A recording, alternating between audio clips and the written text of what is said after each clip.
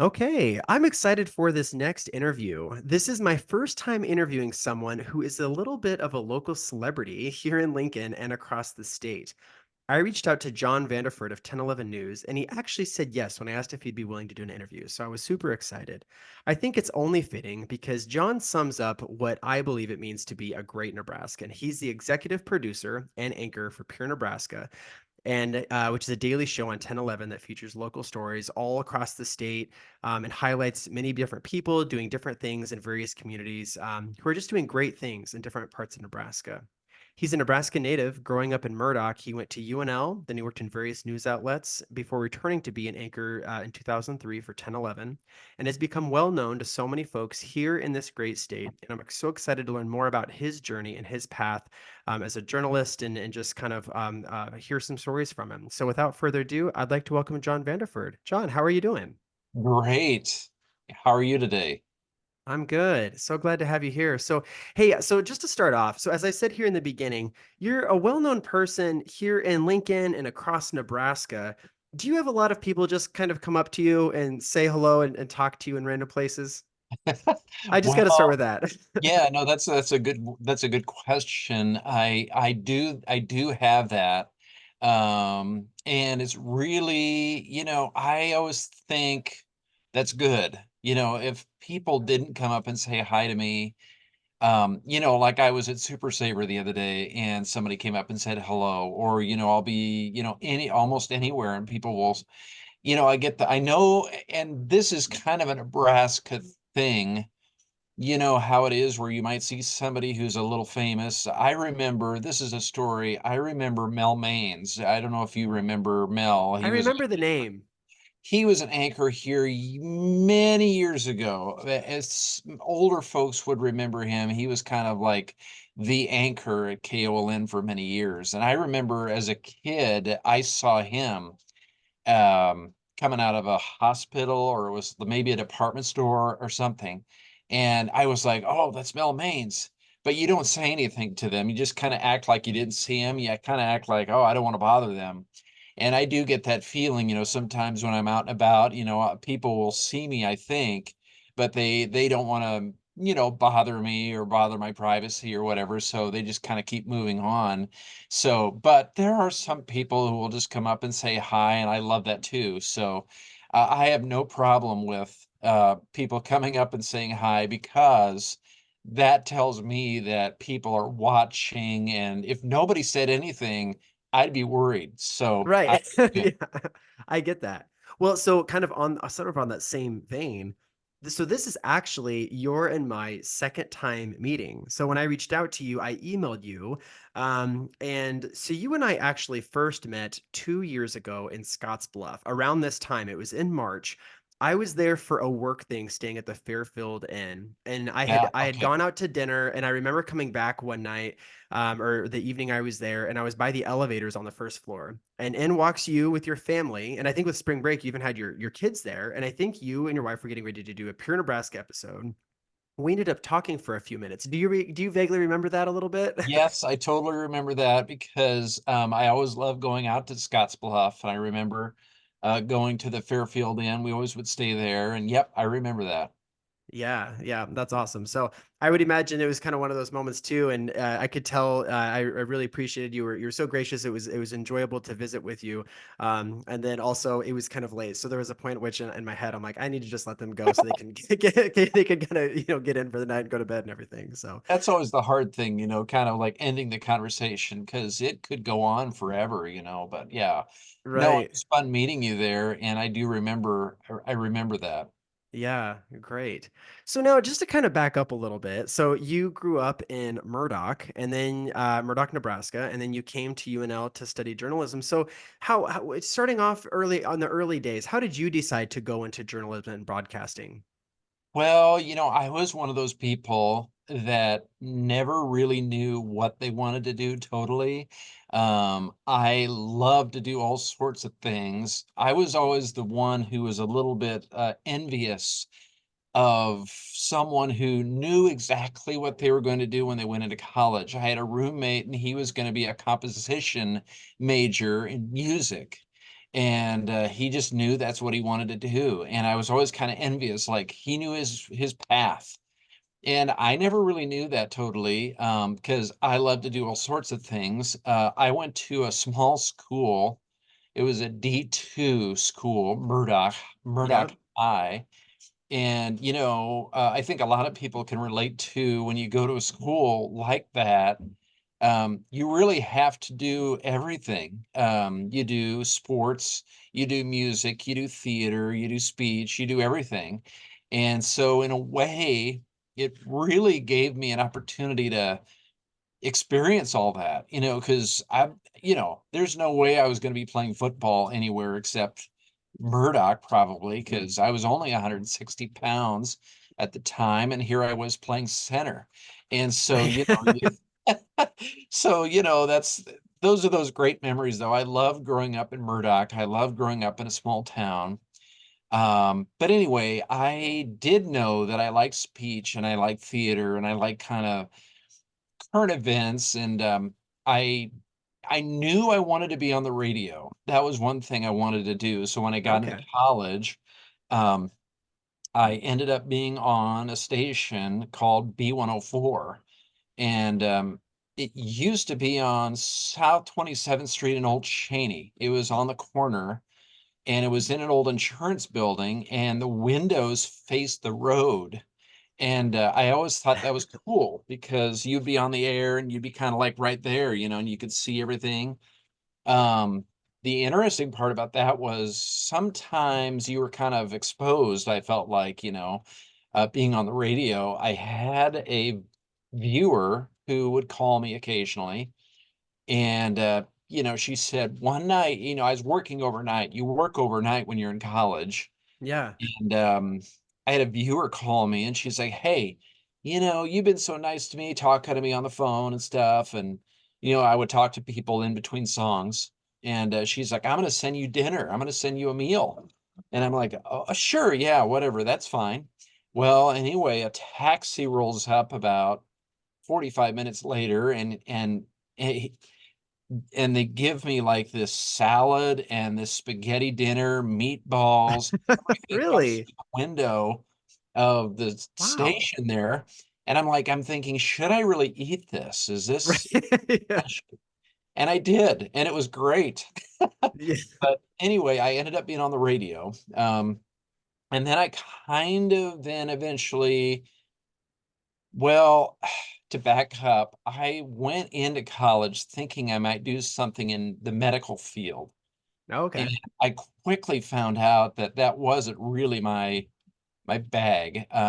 Chemistry wasn't really my thing, and so I ended up, got into radio, and then realized maybe broadcasting was going to be something I would want to do. And so I ended up going to the broadcasting college and talked to Rick Alloway, who is a Oh, yeah. professor I know there. Rick. Uh-huh.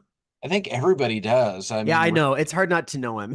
he is such a great mentor, to many people. And, anyway, he was great and made me feel at home, and I ended up getting into that, and then that's it. Then I was in that line of classes, and then I got a job, internship here at 1011, and I worked here for a while.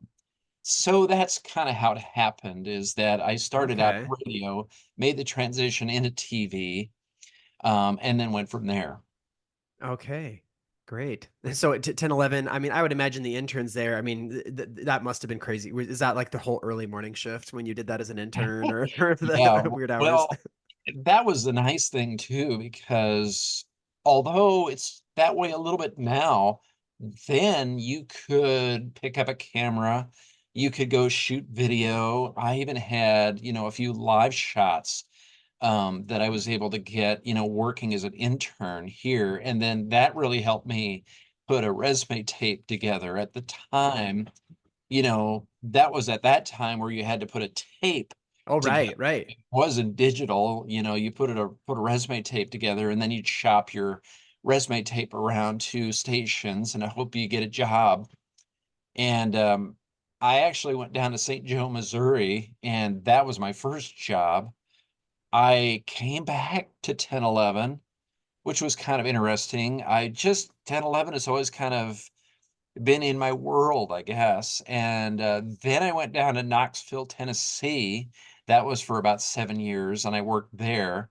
And then I came back to 10-11 one more time, and I was the Okay. evening anchor here for a while. And then things happened where they wanted us to do the morning show. Um, and then my wife ended up being my co-anchor on the morning show. And that didn't last too long because we had kids at home, Right. and it was really hard to get up early, man. We had to get up at like 3 in the morning, and then, the kids, it was hard to go to bed at night, and it was just a hard shift. I And bet. then they started the 4 p.m. news, and we started doing that shift, and that was so much better. So I ended up doing the noon and the 4, but then my general manager at the time, he was looking for a program. I think they were looking to sort of minimize syndicated programming and maybe come up with local product that they could put on the air. And so I ended up pitching the idea of doing Pure Nebraska. I'd always had this idea of doing the show because, as I talked about here a little bit ago, I grew up in a small town, and Yeah. I always loved it. I loved the town. I loved the people. I loved that lifestyle. And then being here or working in television, I always noticed that seemed like the only time that maybe we went to a small town was, maybe if something bad happened. And I Okay. wanted to go there and I always thought we should show things that are great about our small communities. And so, I just developed this show and wanted to do that. And, the general manager at that time, he, agreed to it, and I was like, "Wow, this is great." So, we started off doing it. I didn't ever think that it would get this far because it started off on a Tuesday afternoon. It was right after the noon show at 12:30 PM on our MyTV station, or Meet TV station, and I just didn't think anybody would tune in at that time, um, but they did. And, Great. so then they moved us to the morning show on they moved us to mornings on Sundays, and they felt like it was a good lead in into CBS Sunday Morning. And, Okay. so that worked. And then I think the ball just started rolling, and, people just started finding it, and they kinda liked it, and I don't know, I'm just so thankful that people like the show. I'm just thankful, and, Yeah. it's been really a lot of fun. And so, yeah, because I was gonna ask, I noticed it's kind of changed a little over the years. So how often is it on currently? Yeah, so right now, it's on 7:30 on Sunday mornings, 7:30 AM to 8 AM on Sunday mornings. And then it is on for an hour now, from 9 to 10 AM weekdays, Monday through Friday. And Wow. originally, it started out as 7:30 AM on Sunday morning, 7:30 to 8. Originally, as I mentioned, it was on MeTV on Tuesdays. Then it moved to Sunday mornings. Well, then we had a news general manager, who thought maybe it could be an hour long during the week, and then, I didn't know if it could be done, with the amount of Right? stuff. It's a lot of content you have to come up with. Yeah, it's a lot of content, and then, as you know, Nebraska, it's a pretty big state when you start getting out there, Absolutely. start driving around, there's a lot of ground to cover, and, so I was like, "Well, let's try." I that's one of my feelings about life is like, let's try it." Right. You just gotta try it, see what happens. And, so we did, and then people really liked the hour-long show, and one of the keys, I think, to the hour-long show, and really the show in general, has been, I think the content is number 1. People love it when we go to a small town somewhere where maybe they would never go to and show them something unique there. That is kind of the number 1 thing, but I also think that Taryn, my wife and co-anchor, and then Brad Anderson, who is Yeah. the meteorologist, He's a they hoot, by the way. He just cracks me up. He's so funny. he's so funny, but he's very talented, I think, not only in doing the weather, but he does have that sensibility of, you know, bringing things out of people when he does interviews with them. His interviews are always entertaining. Taryn is the same way. They know how to interview people. So those two have really made the show too. Yeah, I am kind of the I guess the executive producer and the host, and I go out and I shoot a lot of the stories, if not all of them. I shoot nearly all of them. I edit them, I put it all together. So a lot of people are kind of amazed that everything you see on Pure Nebraska really has been done by me, but Taryn and Brad really play a big role in, making it happen and stuff, and, making the interviews interesting, and, just their personalities really make the show work. And so I'm Yeah. thankful for that. We just well, I'm going to back up a little bit because you asked what happened, the evolution of the show. Yeah. We were an hour, then we went back to a half hour because I think at the time they just felt like things had changed, staffing had changed, and they felt like maybe a half hour was really more appropriate for me in terms of being able to cover things. And that was good for me, but the viewers really were kind of like, they kind of wanted the hour. Oh, And really? Okay.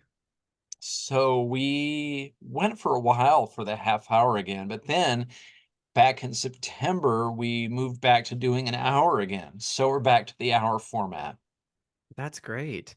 I mean, I can only imagine just going from a show that you initially pitched this idea.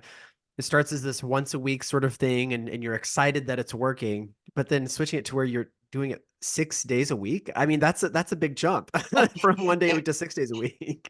it really is. It really is. And yeah, no, there's a lot of nuances to it. That one of the things I've tried to do to make it easier, there are ways you can do stories. If you watch news a lot, if you're a person, Yeah. you'll see the people interviewed, but then the reporter does like kind of a voice track, and then there's sound bites, and there's voice track, and they edit it all together, and they make sort of a story that way. Yeah. But I guess I try to do it where we go out and maybe I'm on camera with the person and we're doing sort of a conversation a little bit more on camera.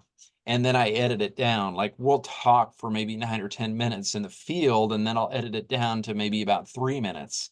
And that it sounds like it's a lot of work, but I think it's a little easier to do that than putting together sort of a news style pack, which is what I call it. It's sort of a news style format, or you can do it my way, which is kind of a quasi live sort of format. And I do it that way to save time and to gather more content. Really, that's Yeah. kind of what I'm doing, is trying to like, it gives me when we go out on shoots, um, let's say we go out to, like you mentioned, Scotts Bluff. Yeah. Let's say we go there. I usually try to do a 3-day shoot, and maybe I'll shoot in Ogallala and Llewellyn, maybe Thedford one day. And then maybe the next day I'll go to Gering and Scotts Bluff. And then maybe the next day I'll go down to Kimball and Potter and those area, and kind of like and the goal then is to kind of maybe shoot about, I'm happy if I can get like 18 stories, maybe 18 or Oh, 19 wow. stories in a 3-day shoot. And Okay. when I That's was a lot of telling work. you, it's a lot of work, so we'll try to do like 5 or 6 stories in a day, but the format I was telling you about, that really helps us do it faster.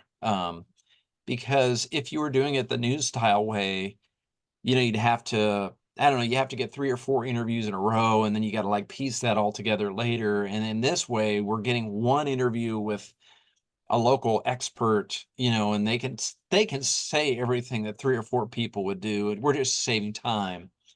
But I think it all looks good in the end. Right. So, do you keep track of how many miles you drive by chance? I'm just curious. Like, you must drive between you, well, and especially, what I mean is both you and like your team, right? I mean, do you keep track of those miles? How is that each year? How many trips do you make out? I mean, I shouldn't say to Western Nebraska because you're all over the state. You're in Northeast, Southeast, North Central, South Central. I mean, you're in all different parts of the state. I mean, how many like estimated trips are you taking? Miles are you driving? Do you ever keep track of that stuff or kind of know? I wish I had. I wish I had. I don't. I used to have. There's a friend of mine that used to work here, and he would always keep track of pins. He'd put pins on a map, of the state, and he would keep track of where he went. I have not done that. I guess I've been so busy that I just have never done it. And I don't really know how many miles. I do know that my news vehicle has 245,000 miles on it, Oh, wow. That's and impressive. I keep driving it. I'm still driving it, and it's a great car. So, and I've been everywhere in the state with it, and I hope it keeps going. I don't know if it's going to make it that far, but I'd like to get it to 300,000. Maybe that would be Well, you my. know what? If it ever, well, here's the deal. I guess I hope it never breaks down in the middle of nowhere. But if it does, maybe you can do a story about how you have to get yourself saved, right? I've always wanted to do a promo, like a news, like a promo is, if you're watching other shows on 10, 11 during the evening or something, and there's like a little 30-second spot that comes on and highlights pure Nebraska or news. We call that like a promo. And I always thought it would be fun to do something like that where you know, my car broke down in the Sand Hills, or my other idea I wish I could do, and I think it would take too much coordination, but I'd like to like there'd be a tight shot of me on the phone, and I'm calling Brad or I'm calling Taryn, and I'm saying, "Hey, you guys, I'm stuck in traffic. I'm in the Sand Hills. I'm in a traffic jam right now, and I'm not going to make it to where I'm supposed to go." Um, and then they kind of widen out, and then you see like the cattle drive. You see like this Oh, huge nice. cattle drive, and there's these black Angus cattle going across the road, and the cowboys are driving them. And there's my little car sitting there waiting for the traffic to get Right. off the road. And I always thought that'd be a funny That would be. promo. That But would be fun. I I've got still to remember. find a Yeah. yeah, I've got Go to ahead. find a rancher who'd be willing to take his time to Right. set something like that up. So, Yeah, branding season, right? Maybe in the fall you can go out and do that. I still remember a right. promo ad you did one time where you did kind of film you and Taryn and you're out there in like a what am I trying to say? You were out like on a country road and you were kind of pointing to maps and everything of like where to go. And the three of you were all out there trying to figure all that out. So with Oh yeah, you right. and Taryn and Brad too, and kind of pointing to like where do we go next and all of that. And I remember a tanking ad, like you were something like tanking or something Yep. for the stories. So yeah, you've covered it all. Are there stories that stick out to you? I mean, I would imagine that there's probably just so many that kind of flood your mind, I would imagine, but you cover what I also love about Pure Nebraska, and I appreciate you really saying that it's a chance for you to go into these communities and highlight the good things that are happening and the people that are doing positive things in their communities across the state. When you are there any things that kind of stick out to you because you highlight culture, you highlight history, you highlight. I feel like I watched a bunch of your, I've watched it, and then I went to your website. 1011, of course, has Pure Nebraska, all these stories, so folks check it out. And I feel like I'm learning a lot of history about Nebraska. Is there anything that sticks out to you? Some stories you've done? Oh my gosh. I mean, there's so many that stand out. I really struggle with, people will ask me, what's your favorite story that you've ever done? And I don't know. And I think part of the problem is that there's so much content that we are trying to gather weekly that sometimes I forget some of the really good ones. I don't know, this is one that comes to mind just because it's unique. Um, there is a land formation called Old Baldy, and it was written about by Lewis and Clark in their journals, and it's up by Lynch. And you go north of Lynch a little ways, and it's right on the Missouri River. And it's this land formation that Lewis and Clark wrote about, and Wow. they stood on. They were right there, and I believe they actually found a type of prairie dog there, and they actually took a prairie dog as a specimen and took it with them. Wow.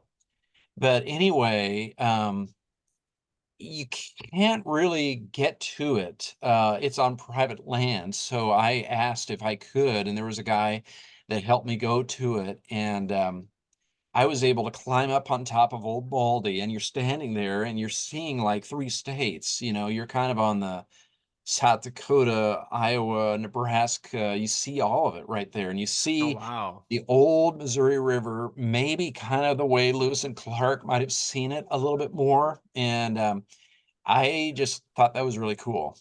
Just Yeah. standing there in the footsteps of those guys, you know, that was really kind of a cool thing. Now, that's kind of on the border of the states. So I'm trying to think of some cool things that we've done, like right in the heart of the state. I mean, I'd have to probably think about Yeah. that a little bit. I do I do love, the area around Ord, Burwell, Scotia. That's kind of a neat area. They've got Fort Hartsuff there. There's some neat things there. I love the Sandhills. I love the Pine Ridge.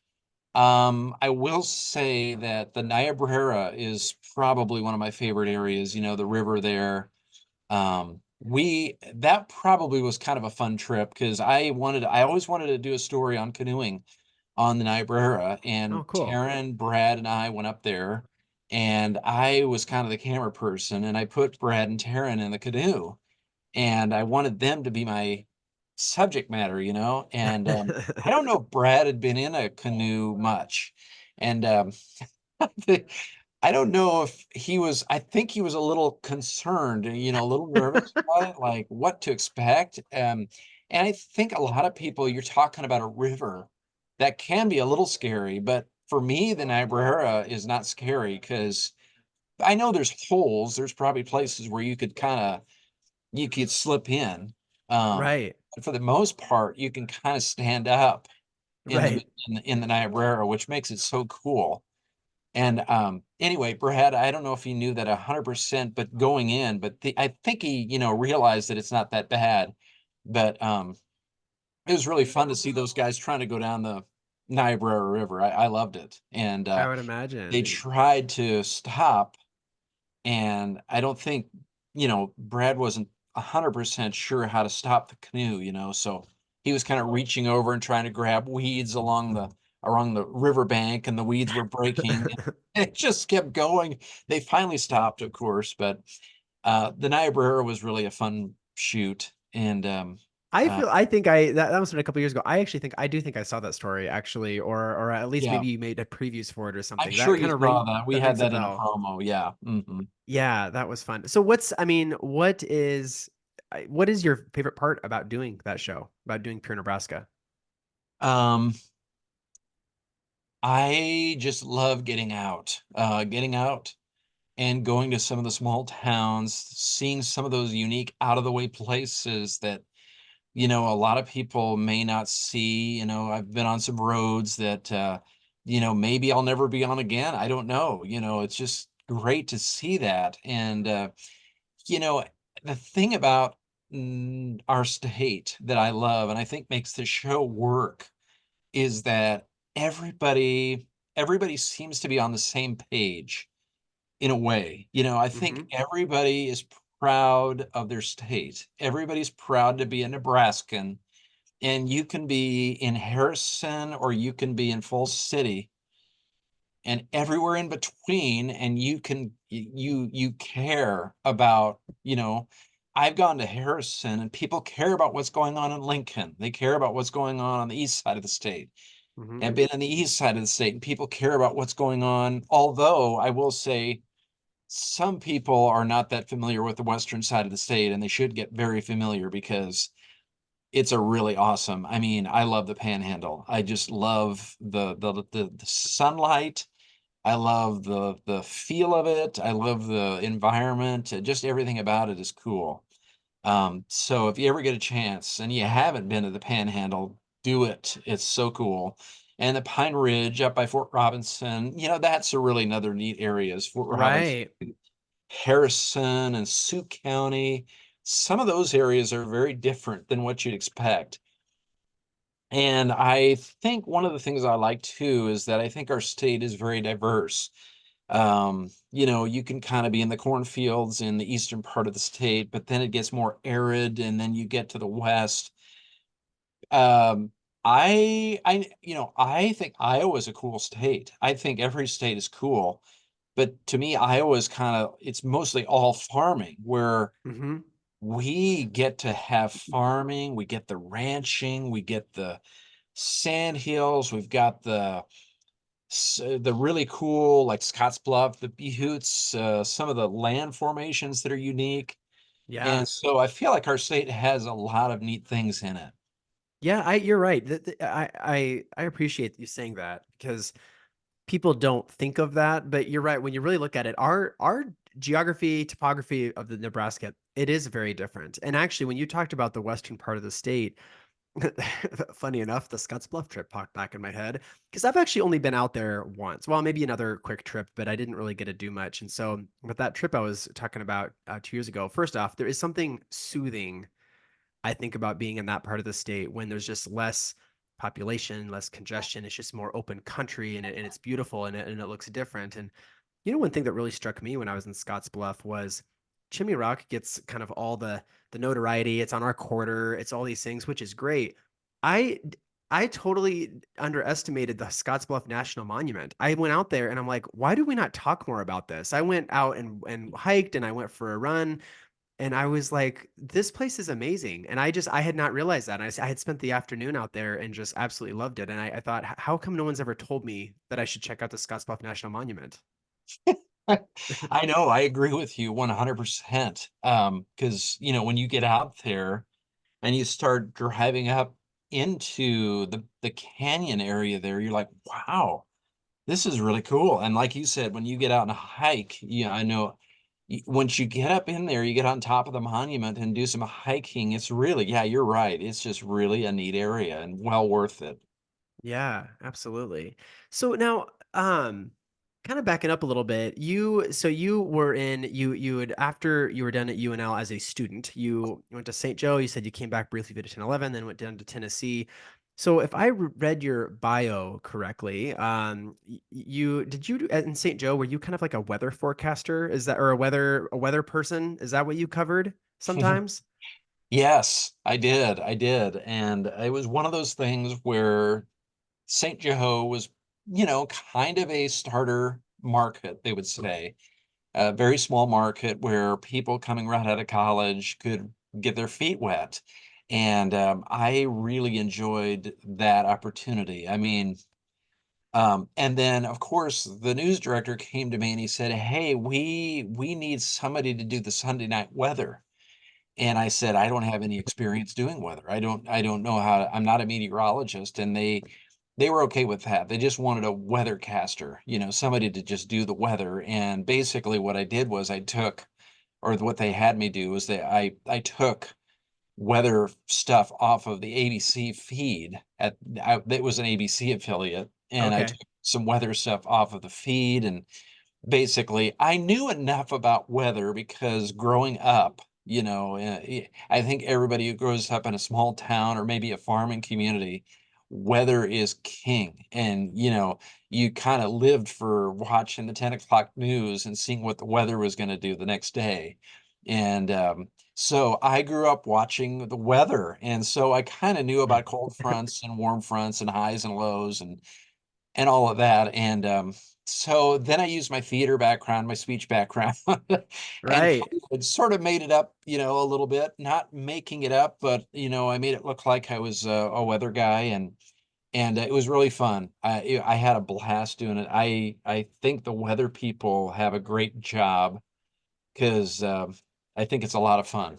Well, and Um, so I was I gonna say what was funny about that was when I saw you did that, I thought, well, and gosh, here you are back at 10-11, and you had worked there before, and of course, you're kind of like you got Ken Shimmick there. I mean, let's be yeah, real. You've got right. like the kind of most probably the most well-known weather person in the state of Nebraska probably ever that's doing the weather. I just gotta ask, did you feel like a little bit of an imposter when you compared yourself to what you had worked with?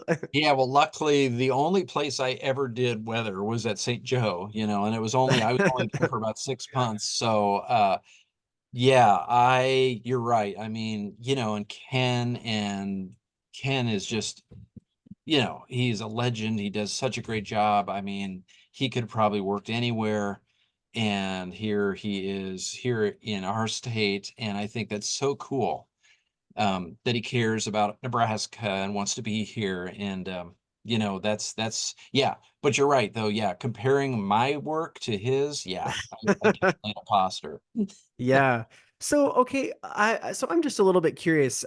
You had done that. You've been so and then in Tennessee you were kind of like a reporter and then also an anchor. Did you do like a little bit of both Yeah, kind I of done did. there? I did a 5 p.m. I anchored a 5 p.m. show in Tennessee, and then they did like a Fox station. Some of these stations, would have like they might be an ABC affiliate, but then they were also a Fox station. And so they had a 9 p.m. Fox newscast, and so I did that as well. And yeah, I just got to the point, that was really a great place. I love that too. Kind of going back to my original comment where I love doing things. It's hard for me to kind of like know really what I want to do. So I really liked that as well. But the job part of it, I think, got to a point where I kind of needed to do something new. And so I did happen to have some contacts here at 10-11, and then moved from Tennessee here. But yeah, no, I did some anchoring, I did some reporting there. Um, and yeah, it was interesting though, because that was on Eastern time. And Okay. so the 10 o'clock, I was used to having news on at 10. And of course, that was 11. So you had an extra hour to get your show together. You had an extra hour to like, get your story Right. done, so that was nice. Uh, Nice. but yeah, I was glad to come back. So just got kind of a few more little questions for you. Now, so one, I would imagine you think about I think about just kind of your little story you've said in the journey that you've had and everything. I would, everybody, I think when they do a little bit of reflection back on when they've started their career, you kind of remember some of the first time you did certain things, right? The first time you were on TV or the news or whatever. Do you have anything that sticks out to you in terms of some of your first experiences of rather that was in the field reporting or your first time ever on television and what was that feeling like kind of trying to get ready for some of those early experiences that you had.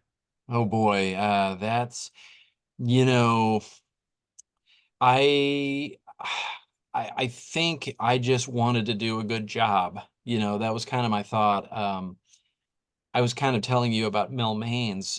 He was kind of this longtime anchor and just kind of this big figurehead here in the newsroom. And I wanted to do a good job and impress him, and it took a long time to kind of do that, but I think he at some point kind of thought I did okay, and that was good. And I do remember going out, and trying to do interviews, and that was scary. Like you'd have to go, here I am, just a college graduate, and I have to go interview like a police captain who's been on the job for 30 years, and has seen everything and done everything. Hmm. And I'm the one that's supposed to go interview this person, and that's Right.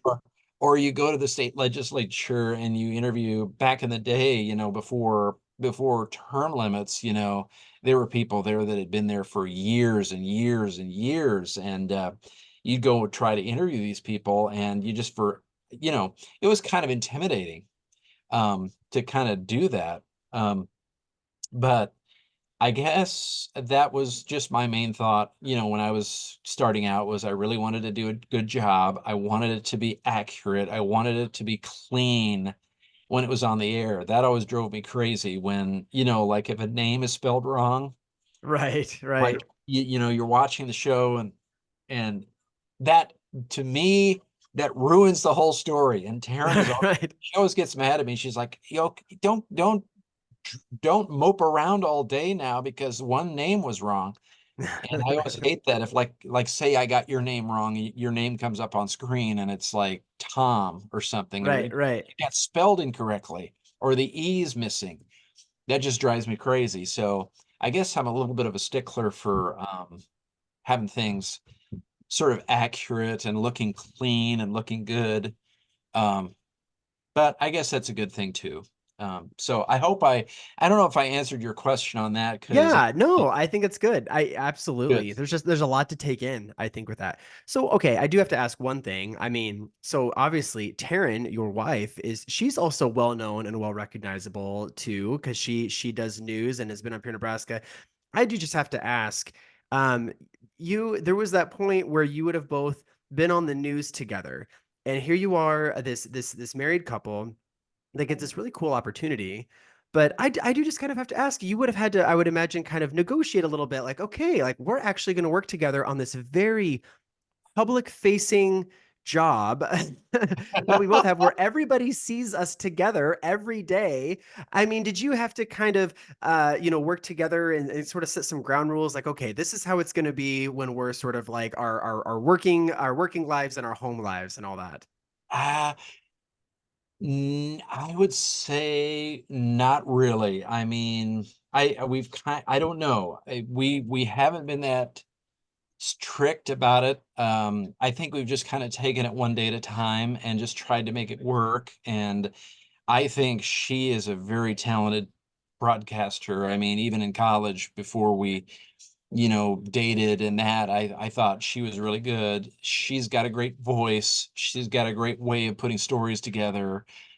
So I have a lot of respect for her as in the professional world, and then I'm thankful that she's there to bounce ideas off of each other. And we try to, she does her own thing here at work, and I kind of do my own thing too. So we don't really bother each other too much.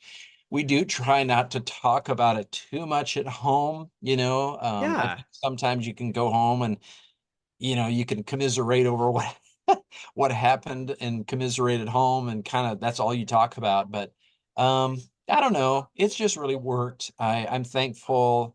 She does a great job, and we've really not had to really lay a lot of ground rules or anything. Yeah, no, that's great. I would imagine to be honest, the thought that went through my head was I pictured almost like a family business in a way. I like when there's a couple, sometimes they run a business together and you just find the rhythm that works for you when you have kind of those different parts of your world that kind of come together and you just kind of find a way to make it work, I would imagine. So, That is a great point. I mean, sometimes we laugh and we're like, we're kind of like a farm family, we're oh yeah. we're almost like a dairy producer or something, or where you're always working together. But I mean, Taryn's grandparents worked together on the farm. Taryn's parents, my parents were teachers more, but I think it's not all that unusual for a couple to kind of work together, That's true. have a small business or whatever. So that's kind of, I guess, what we do. Yeah, that's great. So, okay, I'll get close to wrapping it up here. I really appreciate your time, and this has been so much fun learning more about you and your experiences and everything too. So I just kind of have to ask this general question that, all of us who watch the news and watch your stories and your shows and all that too, what does it take? What do we not see to put a show together on the back end? You got obviously we see the people who are on the TV, but what does the general public maybe not see of what it takes to pull together either a show or like a news broadcast or some variation of that? Yeah, there is a lot of work that goes on behind the scenes. I think people may not really they may not really know. I mean, and you put in a little more hours than maybe a person should. You'd like it to be an 8 to 5 job, but it usually sometimes ends up being 6 a.m. to 7 p.m. or 6 a.m. to sometimes you're here until 8 p.m. or, there's days where you just have to put in a lot more hours. We start out in the morning and we do our show from I get in here pretty early, and then I do some editing before the 9 a.m. show. Then the 9 a.m. show is on from 9 to 10. And then and then you know, then I spend a lot of time editing, or maybe I'll go out and shoot stories or whatever. So there's really a lot of things that go on behind the scenes. And I'm distracted, Jeff. I'm sorry. I No, probably that's talked all too right. long. I'm trying to do another Zoom over here. So, No worries. but No, it's no, totally yeah, fine. it takes a lot of work to get things done. I was going to say, Jeff, though, that I wouldn't be anywhere without the station, about having this platform where I'm able to do this. KOLN has been such, KOLN, KGIN, 1011, great TV. They've done such a they've been so gracious to let us do a program about our state and focus on the great things that are going on in the state. And so I'm thankful. I'm thankful to, everybody here behind the scenes, the production crew that, puts us on the air every day. And Right. we have a producer now. Katie is her name. She does a great job. And we just recently, she's been on for a while, but Grace McDonald is a reporter for us now on Pure, and she does a great job too, and has the sensibility of, she understands the small town world, I think, and she's doing a great job as well. So I just kind of wanted to say thank you to everybody that kind of puts us on the air every day. Yeah, no, that's great, and it's a really nice way to sum it up. I do just have to actually say, so Grace, I work with her fiance. His name is Scott. I work with him on campus, and he told me he's going to want to make sure he listens to this, so he'll be excited he gets a little shout out. But so anyway, I made a comment to him the other day that I was going to interview you out here on the podcast, and so I was like, yeah, and Grace works on Pure Nebraska. So Oh, great. Yeah, and she does a great job. I mean, she couldn't have been a better addition to the team. And now that we're doing an hour show, we need more content than ever. And so it's yeah, really nice to have her on. that's wonderful. Well, hey, I can't tell you how much I appreciate this. This has been so much fun learning from you about your experiences and your story and everything like that. And as you said, you're thankful for all the people that put on the show. And that you work with at 1011. That's wonderful. We're thankful for people like you too that bring us these stories and that work so hard to do it and cover these and to get the story right. And we really appreciate it. So thank you so much for being here on this podcast. We really appreciate it. Oh, thank you, Jeff. It was an honor to be on. Awesome. Great. All right. Take care, John. Thank you.